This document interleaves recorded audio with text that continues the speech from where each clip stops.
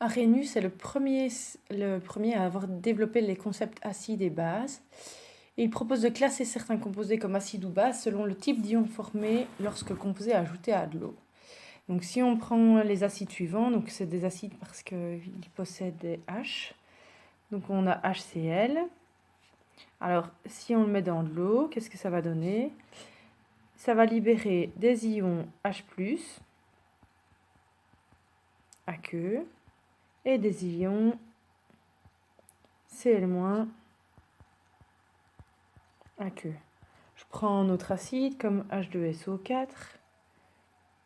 Quand on le met dans de l'eau, ça va donner une libération de 2 ions H+, comme c'était H2, plus SO4, 2-. Alors tu dois te souvenir de la nomenclature des groupements, donc SO4 c'est valence 2, donc l'ion est 2 fois négatif. Je prends encore un autre acide, c'est le vinaigre, donc l'acide acétique, CH3COOH. Là, les H qui sont libérés, c'est celui de la fin, donc H+, ici. Et l'ion négatif, c'est CH3, donc là je reprends le début, COO-, aqueux. Donc en gros, pour Arrhenius, un acide est une substance qui, au contact de l'eau, libère des ions H+. Voilà, cette définition-là, tu peux l'écrire dans l'encadré. Pour lui, par contre, les bases hydroxydées se dissocient dans l'eau en libérant des anions OH-. On va prendre 2 exemples de base. NaOH. Il est solide. Quand on le met dans de l'eau, ça va donner des ions Na+, parce que valence 1, donc une fois positif, plus des ions OH-. Et je vais prendre une autre base, comme BaOH2. Donc c'est BaOH2, puisque le Ba barium a la valence 2, et le groupement hydroxyde valence 1, on les croise, ça fait BaOH2, il est solide. Quand on le met dans de l'eau, ça va donner des ions Ba 2 fois positifs, puisque valence 2, et des ions OH-. Alors il en faut 2. Voilà. Alors pour Arrhenius, une base, c'est une substance qui, au contact de l'eau, libère des ions OH-. Donc pour Arrhenius, un acide au contact de l'eau, il libère des H+. Alors c'est le cas ici, donc la figure de gauche. Donc pour lui, un acide, c'est ceci. Une base au contact de l'eau comme NaOH, ça va libérer des ions OH-. Donc ici, c'est une base. Et quand on met les deux en présence l'un de l'autre, eh ben, les ions H+ de l'acide et OH- de la base vont se recombiner pour faire de l'eau. Donc on va avoir H2O chaque fois.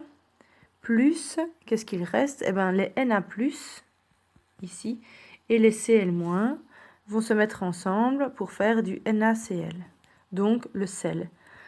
Pour Arrhenius, un acide et une base, ça va toujours donner du sel plus de l'eau. La réaction de neutralisation va être représentée par l'équation ionique suivante. Donc l'équation ionique, ça va être quoi? Ça va être de l'H+, aqueux, plus du Cl- aqueux, plus le Na+, aqueux, plus le OH- aqueux, vont donner, donc flèche, du Na+, du Cl-, plus des molécules de H2O qui viennent de l'acide et de la base.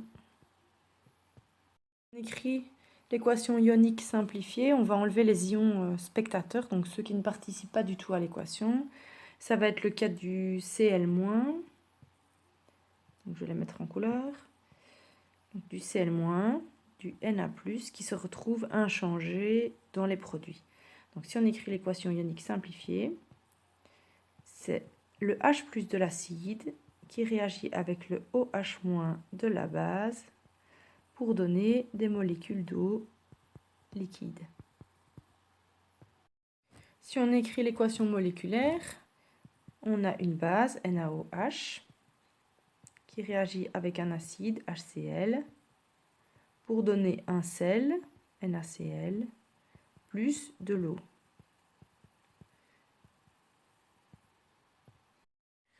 Si on te demande d'écrire une équation acide-base selon la théorie d'Arrhenius, c'est toujours un acide plus une base qui donne un sel plus de l'eau. Acide plus base qui donne sel plus eau. Pour lui, c'était toujours comme ceci. Donc CH3COOH, c'est un acide puisqu'il peut libérer des H+. Et la base, ici, c'est KOH puisqu'elle peut libérer des OH-. Alors les deux ensemble, qu'est-ce que ça va donner? Donc un sel. Alors le sel, il est constitué du reste. Donc pour le premier, on va prendre le K. Enfin pour le deuxième, on va prendre le K. Et pour le premier, l'acide, on va prendre le CH3COH. Et alors on écrit toujours d'abord le métal et puis le reste. Donc ça va donner du... Non, c'est le contraire, pardon. Ça va donner CH3 ici, COOK, aqueux, plus de l'eau qui provient du H+, et du OH-, donc de l'eau liquide. Pour l'exercice suivant, donc on va enlever le OH ici et un H là. Donc ça va donner du Na qui reste avec de l'SO4. Alors le Na c'est valence 1 et le SO4 valence 2. On croise, ça va donner du Na2SO4 aqueux plus H2O.